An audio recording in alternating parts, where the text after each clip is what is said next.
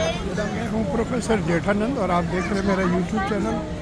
मैं यहाँ Dundas square पर आया हूँ। आज संडे का दिन है, बड़ी रौनक है। इसका डंडास स्क्वायर का नाम चेंज करके वो देखिए सामने लिखा हुआ है सैनकोफा स्क्वायर अब रख दिया गया है। मैंने बताया है कि नाम क्यों चेंज हुआ है। यहाँ पर आज कोई एग्जीबिशन है, कोई मेला है डंडास स्क्वायर के ऊपर। देखते हैं, चले मैं आपको दिखाता हूँ ये क्या है और किन्होंने ये ऑर्गेनाइज़ किया है। तो यहाँ पर तो जो है कोई भी अपना स्टॉल लगा सकता है। यहाँ पर ये स्टिकर्स वगैरह लगा रहे हैं बच्चों के गानों पर।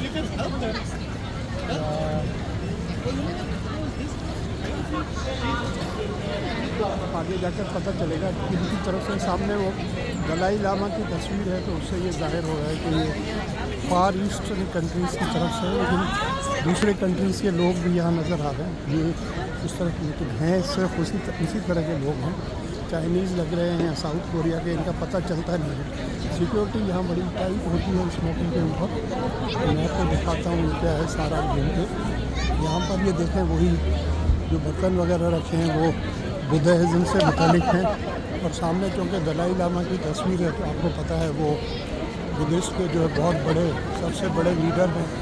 और तिब्बत में वो रहते हैं और चाइना कहता है कि तिब्बत भी मेरा है और ताइवान भी मेरा है। लेकिन दलाई लामा जो है इतनी बड़ी पर्सनैलिटी है कि उनके साथ है, उनको तंग करना जो है वो उनके लिए मुमकिन नहीं है।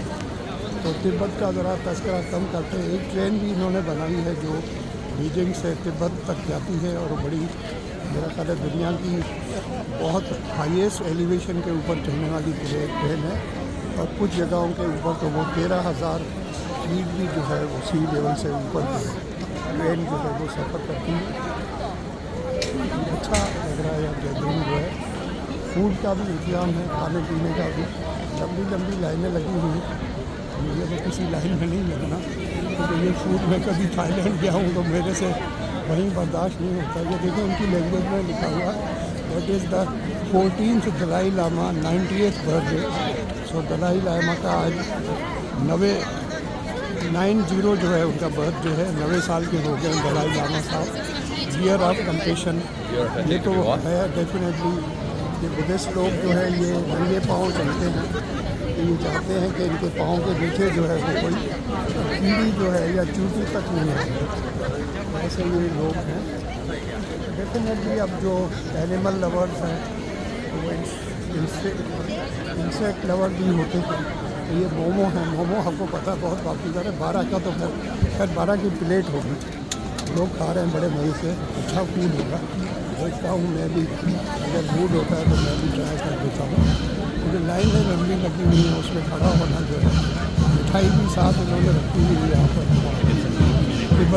तिब्बतन एंड एशियन कुजीन, तो तिब्बत का भी उसमें है और एशियन कुजीन भी है इसके अंदर जो है। अच्छा लग रहा है।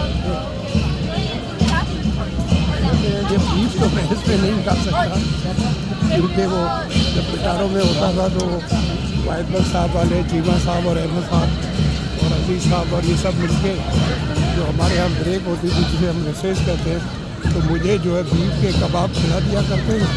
और फिर घर पे फ़ोन करके मेरी भाई को बताते हैं कि भाभी बेटा जो है यहाँ बीफ खाता है, तो मेरी घर पे जाके फिर बड़ी हजामत होती थी और ठीक ठाक जो है।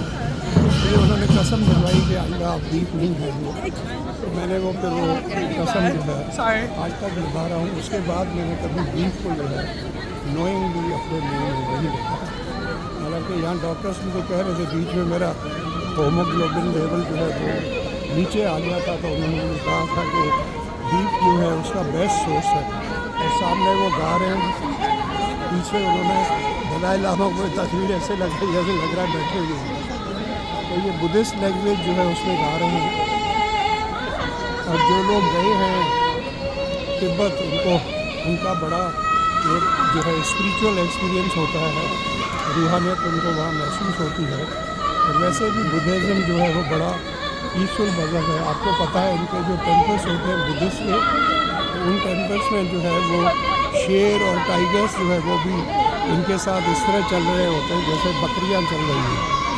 अब डेफिनेटली वो बचपन से ही वहाँ पले बड़े होते हैं। ये सामने जो है वो शॉपर्स मार्ट है और वो सामने जो है वो सिटी टीवी का जो है वो सामने सैमसंग है, जिसको मैं आज तक नहीं पूछ सका सैमसंग का है या कुछ और है। लगता तो सैमसंग का ही है। और ये इधर जो है वो ये जैक एस्टर्स है ऊपर, चौथी मंजिल के ऊपर। और ये ओडियन सिनेप्लेक्स सिनेमाज हैं। और चौक का नाम तो इन्होंने तब्दील कर दिया, देखिए नया नाम इन्होंने रखा है सैनकोफा स्क्वायर। और चेंज इसलिए किया है कि डंडास जो है वो जब यहाँ पर थे टोरंटो के अंदर, तो वो अफ्रीकन कंट्री से वहाँ से लोगों को लाते थे और उनको गुलाम बनाकर रखते थे। तो यहाँ की जो ब्लैक कम्युनिटी है उसका एतराज़ था कि ऐसे गंदे आदमी या ऐसा जो आदमी जिसने स्लेवरी करवाई कनाडा में, उसका नाम कम से कम नहीं होना चाहिए। तो फिर सिटी गवर्नमेंट ने उसका नाम चेंज कर दिया। और अब ये सैनकोफा जो है वो ब्लैक कम्युनिटी के कोई बड़े लीडर हैं या बड़े कोई ऐसे लोग हैं जिन्होंने कुर्बानियाँ दी हैं इनके हुकूक के, उसके नाम पर ये रखा गया। Thank you so much for watching. और अगर आपको मेरा ये व्लॉग अच्छा लगे इसको लाइक करें, शेयर करें और मेरे चैनल को सब्सक्राइब करें, क्योंकि 90% हजरात जो हैं या ख़वातीन उन्होंने अभी तक मेरे चैनल को सब्सक्राइब नहीं किया। Thank you so much.